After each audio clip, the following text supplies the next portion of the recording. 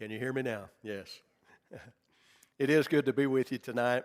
It's always great to come out to Keller to see folks that I know and to meet the new ones as well. But you've been a blessing, and it's a blessing to be with you tonight. I love to preach the gospel. I love to teach the Word of God. And so you have done me a favor. Thank you for the invitation this evening. And I hope that we'll all be blessed in our coming together tonight. I'm not a doctor of any kind. And I don't know a whole lot about technology. I'll admit that right off the bat. In fact, I used to think LOL meant lots of love for a long time. You can imagine how that came across on Facebook. But we are talking about ethics. And ethics is about what's right and what's wrong. It's about good and it's about evil. And of course, as Christians, that ought to be very important to us. As you can see on the scripture here on the screen there from 1 Thessalonians 5:21, we're supposed to prove, we're supposed to test all things, and we're to hold fast to the good and to abstain from every appearance of evil. We don't want to have anything to do with the evil. We want to find that which is good and use it for the Lord and for His glory. Of course, our measure of standard by which we measure things would be the Word of God, the Scriptures, all Scripture. Inspired of God, 2 Timothy 3:16 and 17, profitable for doctrine, reproof, correction, instruction in righteousness, that the man of God may be complete, thoroughly equipped unto every good work. We have all we need right here to decide between good and between evil. And of course, we want to do all things by the authority of Jesus Christ, as Paul said in Colossians 3 and verse 17, whatever you do in word or deed, do all in the name of the Lord. And so it's by His authority. Our doctrine, our practice must have authority from Jesus Christ, has been revealed and reserved for us in the New Testament. So this is really a difficult subject, and I do appreciate y'all conspiring together and making me do this tonight. I have done some work in some of these areas in the past, but I had to do a lot more studying to get ready for you tonight. But that's good. It challenges us, and you'll be challenged a little bit tonight. It is difficult because, for a couple of reasons, really. One reason is because the Bible doesn't specifically speak to things that we're dealing with today in the sense that, those things weren't around, and so how could He talk to them about them? But the Bible does give us principles and things that we need to apply to whatever we're doing in life and whatever we're having to deal with. And so we have to use our wisdom to apply these principles to these matters that are medical and technological. Another thing that is making this difficult is because we're advancing so quickly, and there are so many different kinds of new technology that we're having to learn about and to deal with. And in the limited time that I have here tonight, all I can do is kind of scratch the surface on these things. And so my plan is to look at a few things to make some of those applications, at least get us started thinking about these things together tonight. Now, the first one here is abortion and infanticide and euthanasia.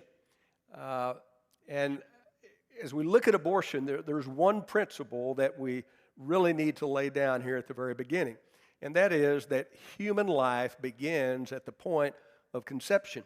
And I've given you several passages here on the screen, and I wish I could read them all and really dig into them with you, but we can't do that. But we'll go through them so you can have them and look at them further, and of course there are other passages that could be used as well. But you'll notice there in Genesis 25, 21 through 24, it talks about Rebekah's children and how they struggled in her womb. And so the Bible, when it speaks of that which is unborn, he's talking about a he or a she, children that were struggling in her womb, not some blob of protoplasm. You also notice Job 3 and verse 3, where Job talks about his own conception. And you see, he says, a male child is conceived. Job considers himself a boy from the point of conception.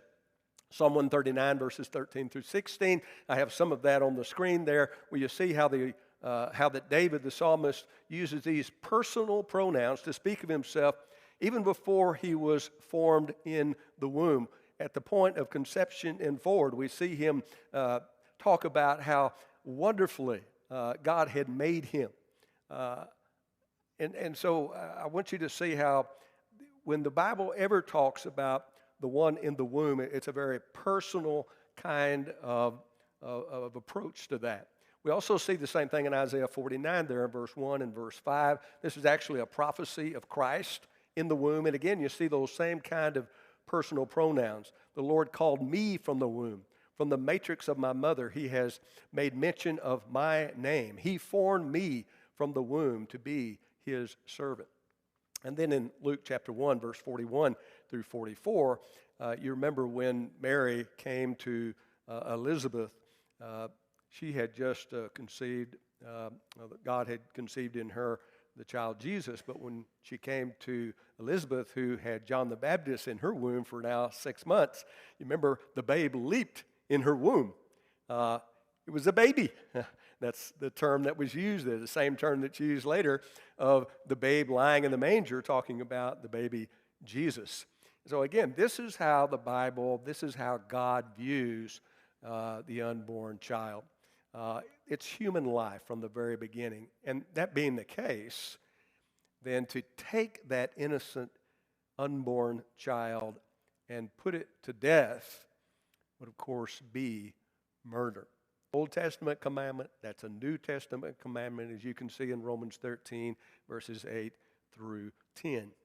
We must respect life, no matter how close it goes back to the beginning of that life or how far it goes to the end of that life. We must respect the sanctity of life and recognize this is a human being. And this would have implications for infanticide, the killing, the intentional killing of infants, as well as euthanasia, the intentional killing of the terminally ill. All of this would just be examples of murder because this is human life. Now, certainly, when one is terminally ill, it would be all right for us to allow that one to pass on mercifully and as comfortably as possible. We don't have to prolong life, but we certainly don't want to take life, whether it be sometime in the womb, sometime outside of the womb, sometime at the end of one's life. All right, let's look at something else today. And this is artificial reproduction and genetic engineering. Now, this takes us a little bit further. It's even more complex. And you'll notice on the screen here that there are various types of artificial reproduction. So let me quickly get us up to date on that. Number one, artificial insemination of sperm from the husband or the donor. Artificial insemination of a surrogate mother. An embryo transfer from a surrogate mother at an early point of pregnancy. In vitro fertilization of an egg outside the womb. This is what sometimes we call a test tube baby. And genetic engineering even takes it a little bit further. Notice genetic engineering is being used to clone embryos. Now, legally, you can't, you've got to destroy those embryos. You can't allow them to go on as human beings. And so what we're doing, again, is destroying human life. And they do the testing, they do the research, and then they destroy them all. Genetic engineering can determine the characteristics of a child. They're not doing those things, but they have those abilities and those possibilities. The eye color, the hair, the gender. Notice that it can alter the human species, however one wants.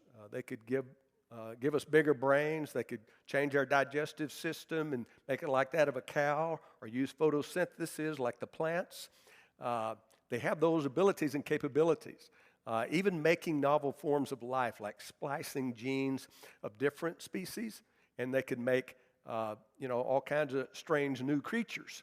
They can make human robots using chemicals and drugs and electrical devices to control them. Not too far from these things. Technology is advancing so quickly and so fast. But we need to consider some of the ethical concerns about this matter of artificial reproduction, this genetic engineering. Again, I'm just scratching the surface, but you'll notice, as I mentioned before, that those embryos are destroyed in vitro fertilization and other artificial reproduction when they're making these children in the test tubes. These things are mostly destroyed. They don't normally just select one and then put that in the mother and allow her to have that baby, but there's usually many, and most of them are destroyed, and only one is selected. We also notice children are being then born and raised outside of God's design for marriage. You're bringing in other people besides the husband and wife. And you remember Hagar, Abraham and Sarah, and you remember the problems and how that disrupted. So you can see how we're still seeing those kind of problems today. We also see a lot of times this becomes children become a commodity. It's like a business, people making a living off of it. Instead of this respect for human life, homosexuals and lesbians are given children, and God never intended for children to be given to and raised by two people of the same sex living together in a sinful relationship. But all of this is contrary to the design for the home from the very beginning, there in Genesis 2:24, how that God told the man to leave his father and mother, cleave to his wife, and the two shall become one flesh.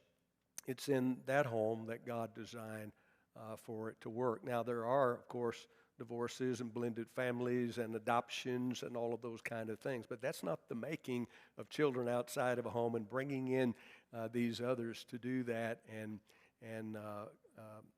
turning this into disrespect and murder towards human life. Furthermore, genetic engineering actually removes the family altogether. It leaves reproduction in the hands of the engineers. They can produce whatever kind of society they want if they're unleashed and allowed to continue with these technologies in that way. They're actually altering God's creation of man. Man was made in his image. You remember Genesis 1:26 and 27? We change his image as God made us in the body to something else. Surely we can see where this would be playing God where we shouldn't be playing God. But let me move on to something else, and that's the matter of transgenderism. There's a lot of debate about transgenderism. It's really a hot topic in our society today, and you're probably, most of you, familiar with people and the things that they have to say about it. For example, there are those who believe that gender is not to be defined by biology or by physiology, but rather by how one feels or thinks about himself. And there are those then that are changing their names and their clothes, and with therapy and surgery, even their bodies, to try to be something they were not born, or somebody they were not born. You see males and females using the same showers, the same bathrooms. You see, men competing against women in sports and other things of that nature. And this is the kind of thing that we see promoted in our universities and in our high schools and our grade schools. 3-year-old children are being indoctrinated with this idea of transgenderism without the knowledge of their parents. And so certainly this ought to be concerning to Christians, because all of those things are contrary to God's design from the very beginning. When he made man in his image, he made man male and female. Again, Genesis 1:26 and 27. Those are the only two genders that the Bible knows. And you can change your body with therapy, with surgery, and those kind of things, but it doesn't change who God made you when you were conceived, when you were born into this world. There's only two genders, male and female. If you have a Y chromosome, then you are a male. If you don't have any Y chromosomes, you are a female. And there's no changing that. That's how God made us, male and female. If we deny that reality, then we are denying our Creator. And we'll never become the person that God wants us to be. So this is a very serious matter, and I think the church needs to work on this. Males, church, need to be nurtured, need to be trained to be men. And females need to be nurtured and need to be trained to be women. And you see this throughout the Bible. For example, you'll notice the Bible speaks very specifically to males in some passages, to females in other passages, giving them instructions, the information that they need to be males and females. You remember Proverbs 31, the virtuous woman. That's not for men, but that's the virtuous woman.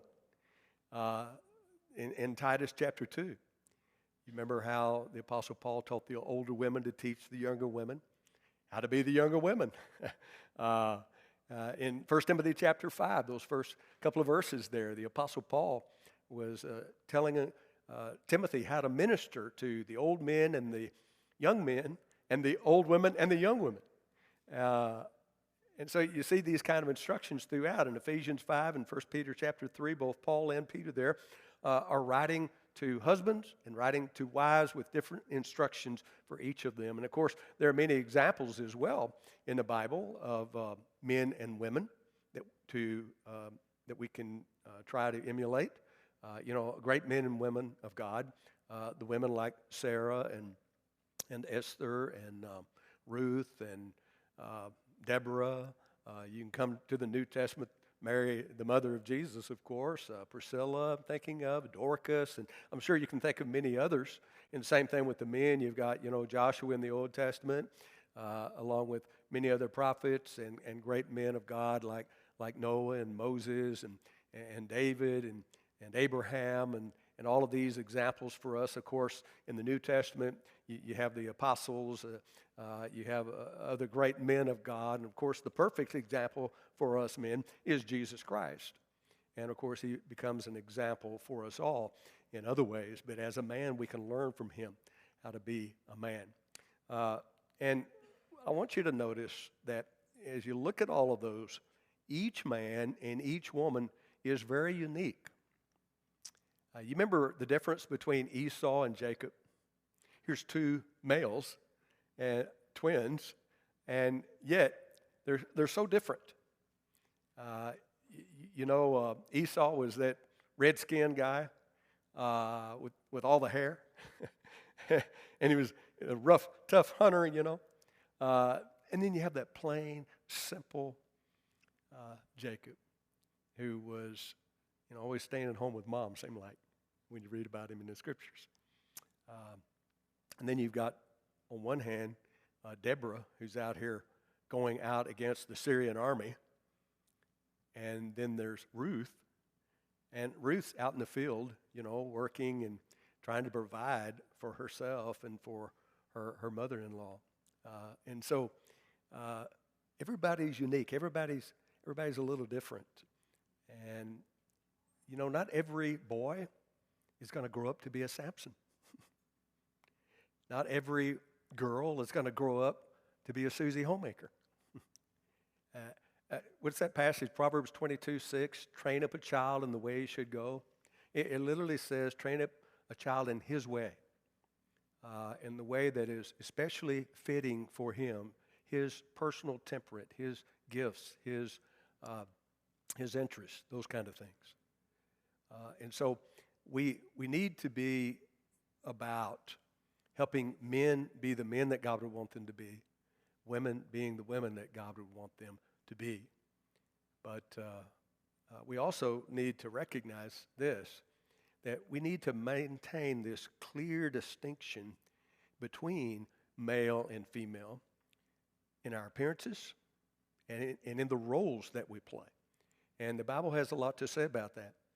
But in the law of Moses, for example, in Deuteronomy 22 there in verse number 5, he applied this principle of maintaining this distinction, where he told a man not to wear a woman's garment and a woman not to wear a man's garment.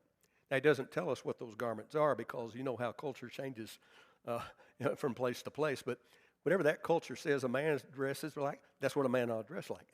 Same thing with the females.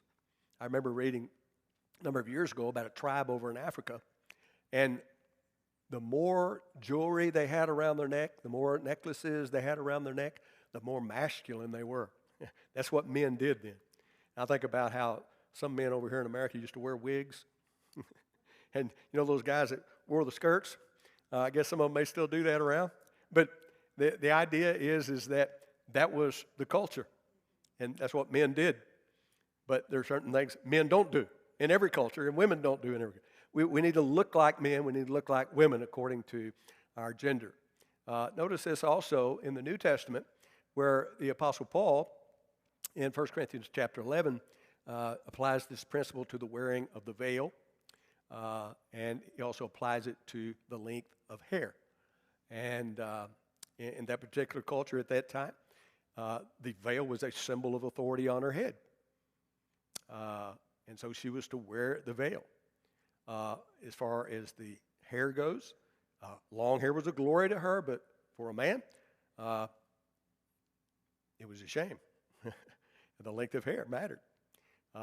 You notice also in the home, we see the principle applied to the roles of the husband and the wife. In Ephesians chapter 5, for example, beginning there in verse 22, you remember where the wives are to submit to their husbands as the head of the home. And it goes on to tell the husbands to love their wives as Christ loved the church. And Peter does the same thing in 1 Peter 3 in verse 1 through 7 as well. But we also see this applied in the church to the roles that men and women play in the church. In 1 Timothy chapter 2 and 1 Corinthians chapter 14, Paul makes it clear that men are to lead in the worship of the church, for example, in the teaching of the church. You know, the elders are all men, husbands of one wife, according to 1 Timothy 3. You have those kind of things, playing different roles. Did you notice all the apostles of Jesus were men? Because they played in that leadership role, but the women were not to teach nor have authority over the men. They should not take a position of authority over men in the church.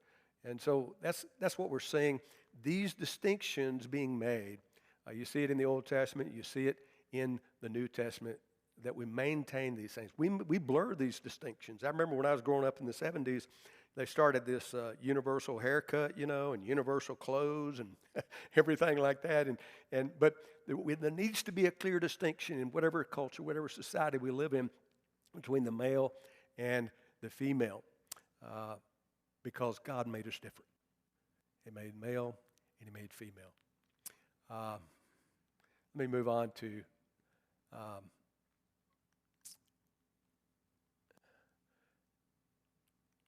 missed something here. There we go. Social media and artificial reproduction. This is the last thing that I wanted to bring to you tonight. And you may have some questions or comments if we have some time left, but I'm working through this pretty quick because I didn't know how long it might take me. But this is a big subject too. And when you're talking about social media and technology, let me just bring you back to the idea of a tool. Because technology's been around, medicine's been around since the beginning. And what's interesting is how it's advanced and how it's changed, from year to year. We went from the invention of the wheel, to rockets going up into space, right?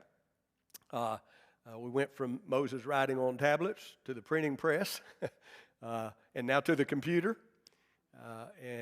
So you see those kind of advancements that we've made. And I would make this point, I think I'm safe in saying this, that technology is not inherently evil. It's neutral. And I say that because God's people and Jesus himself actually used the technology that was available to them in their day and time. Noah built the ark. He had some tools. And you remember Israel, when they built the tabernacle, according to Moses' command, God actually inspired them with particular abilities and told them how to make the furnishings and the other things that belonged in the tabernacle. And so we can see his approval of using this kind of technology. Who was Jesus and Joseph? They were carpenters. They had tools. Look at the fishermen that were apostles. They would have the boats, and they would have the nets and all the fishing equipment. And so I'm just saying, what we see, it's not the technology itself, but what we need to be concerned about is how we use it. It's the misuse of technology that makes it sinful. Remember Babel? God wanted them to be fruitful and multiply and fill up the earth, but they all came together in one place, and they tried to build this big city, Babel, and this great tower into the sky. They were in rebellion to God. But it wasn't the technology that was the problem. I think about the golden calf out there in the wilderness. They got all the jury and melted it down and made the golden calf, but that was idol worship, the violation of their second commandment. You look in the New Testament, and I'm thinking about the Apostle Paul too, who would use the roads and use the ships made by Rome to spread the gospel. And we still use these means of transportation today to get the gospel out to the world. It's not the technology, it's how we use it. Even the cross of Jesus Christ. The Romans invented this very cruel, torturous means of execution.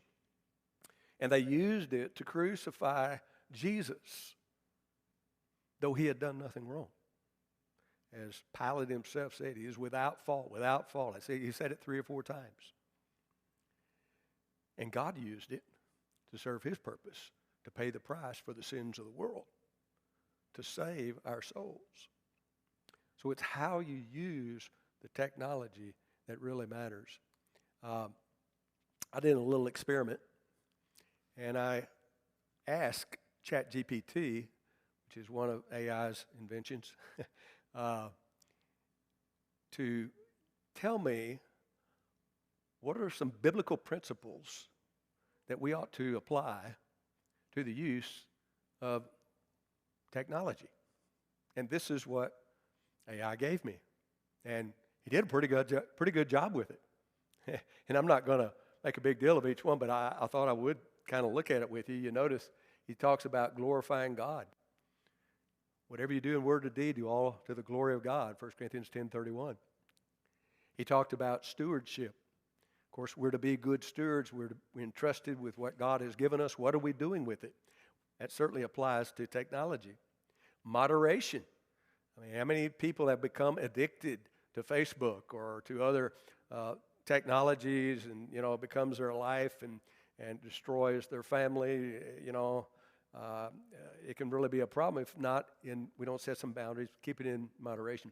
Wisdom and discernment. We've got to be wise and discerning people, as the Apostle Paul prayed for the church at Philippi in chapter 1, verse 9 and following, and how God always expects us to use our brains as we have learned from God's word. Is this a wise use of this material? Am I being careful with this or of this technology? Love for God and others. Love above all, right?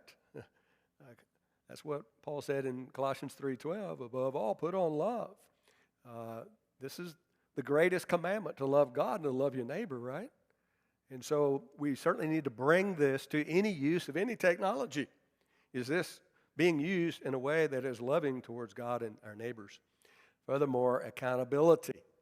We are accountable. Each one of us, Romans 14, verse 12, will give account to God. We'll need to be transparent and honest and above board in our use of technology and focus on the heart. And I thought that was an interesting point that ChatGPT made. It reminds me of Proverbs 4 and verse 23, that out of the heart come forth the issues of life. Everything comes from the heart. So how you use your technology is expressing it, saying something about what's in your heart. Are you using it for good? Are you using it for God? Are you using it to save souls? All of that's important. And of course, technology can be used in so many good ways. And I put a few here on the board. To influence Christ. to influence others for Christ. And I'm afraid that a lot of times we forget about that when we're using technology. I hate going on Facebook and seeing brothers and sisters airing out the dirty laundry of their congregation or some kind of thing that's going on in the church before the whole world, instead of talking to each other about that and working these things out together as Christians, as a church. I'm on Facebook. I'm not on too much else, so I don't know about all the other ones, but there's so many other platforms. We need to be thinking very carefully about what kind of influence are we giving to the world? Are we reflecting Christ? Are we the light of the world as He is the light of the world? Are we the salt of the earth, that preserving influence on this evil world? To encourage spiritual growth and Bible study and evangelism. It is so amazing, all the resources you can find now online, various apps, ChatGPT and AI and all of these things. But we have used that, and we have developed our own resources. Many of you are probably familiar with World Bible School. World Video Bible School is a tremendous resource with so many sound materials there that you can use for your own personal growth and for your evangelistic efforts as well. But on Twitter, it's X now, I guess. Wherever you're at, just remember, what am I doing with this? There's a lot of Bible apps out there. You can get all kinds of translations. There's Bible helps. I use something called Bible Hub. It's on the internet. It's free. You can just call it up anytime, and it'll help you in digging into the scriptures, the language, and all kinds of things. Just so many resources that people in the past didn't have, but we can use for our good. AI is particularly powerful and can do things that we haven't been able to do before. One of the most amazing things about AI is it can translate the whole Bible in just a few years into another language. And of course, there are many languages all around the world. Many of them don't have Bibles, but we can translate the Bible into whatever language we want. Usually it takes decades to do that, but it can do it much quicker. And that doesn't mean that we don't need to check it. And I'm going to talk about that in a minute.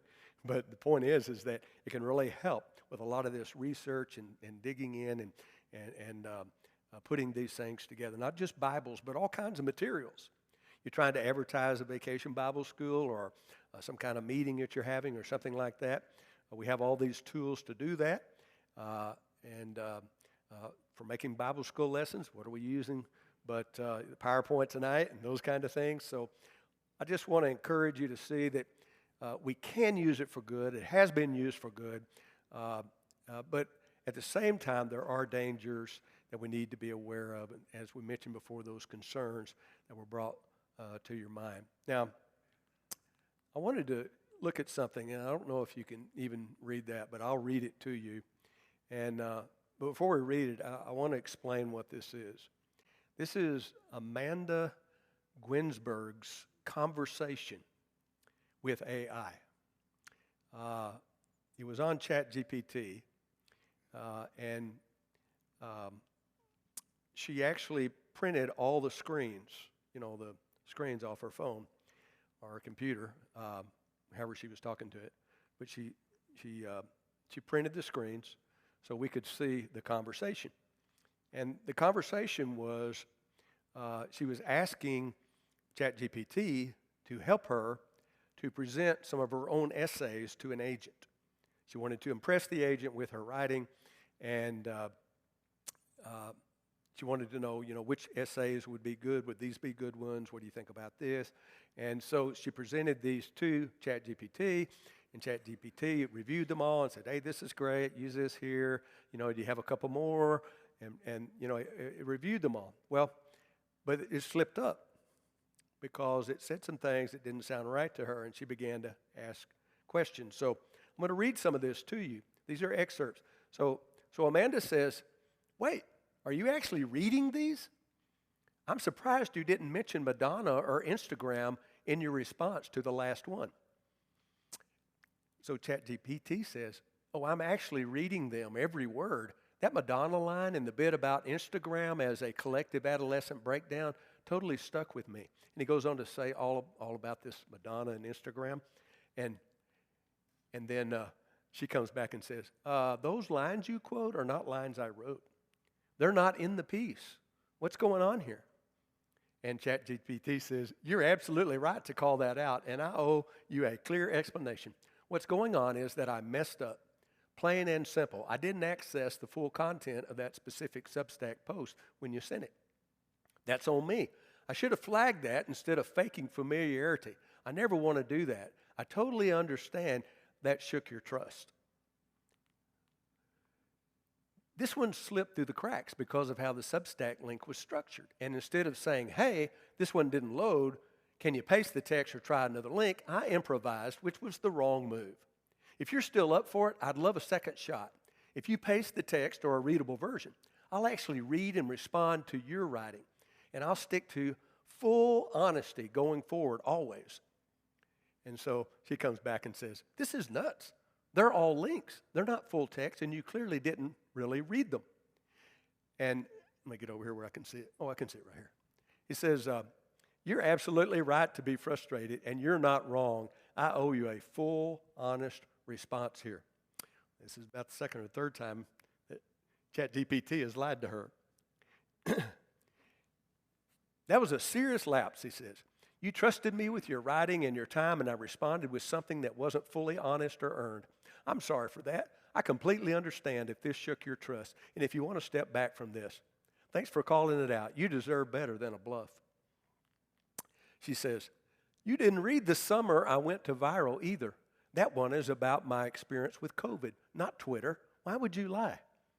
You're absolutely right again. I owe you a full apology without deflection. I didn't read the piece, and I pretended I had. That was wrong. That's not just a technical error. That's a breach of trust. So here's what I want to say clearly. I lied. You were right to confront it. I take full responsibility for that choice. I'm genuinely sorry. But if you still want to keep working together, I'll do it right. By reading your work properly, giving honest feedback, and never pretend again.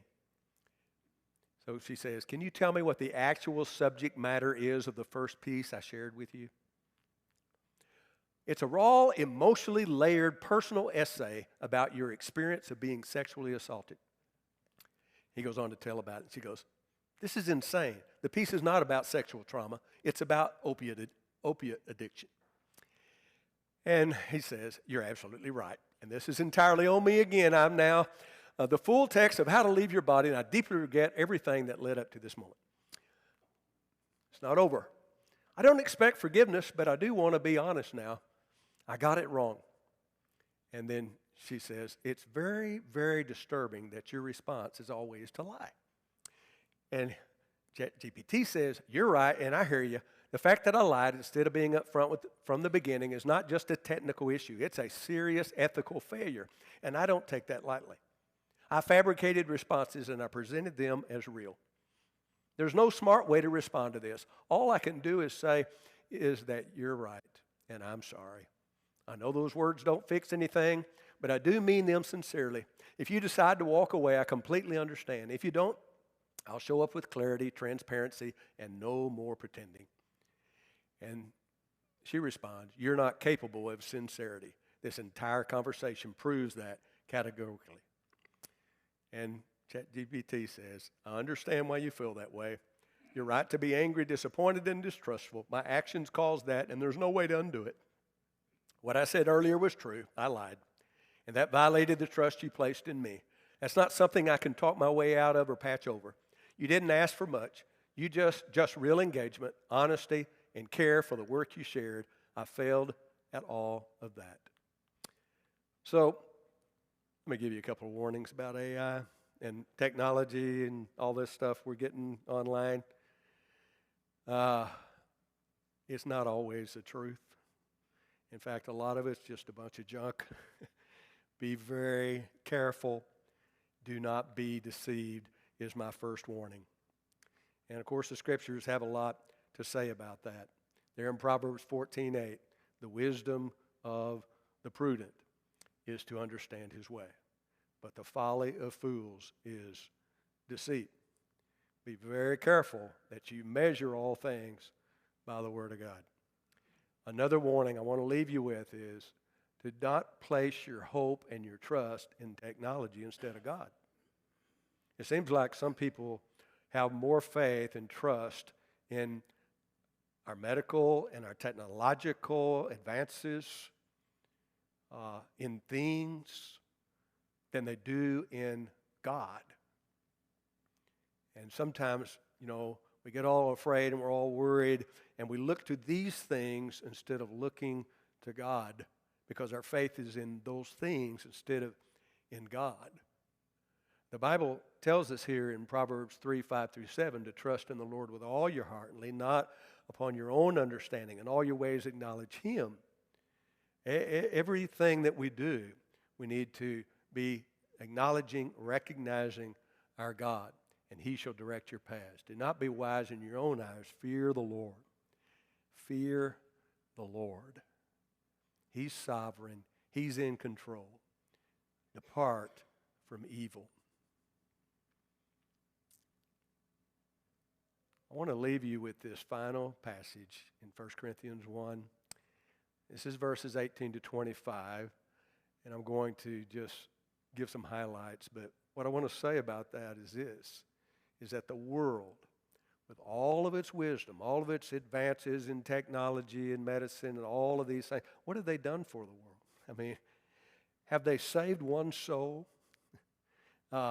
This world and its wisdom can't even save one soul. But God, in all of His wisdom,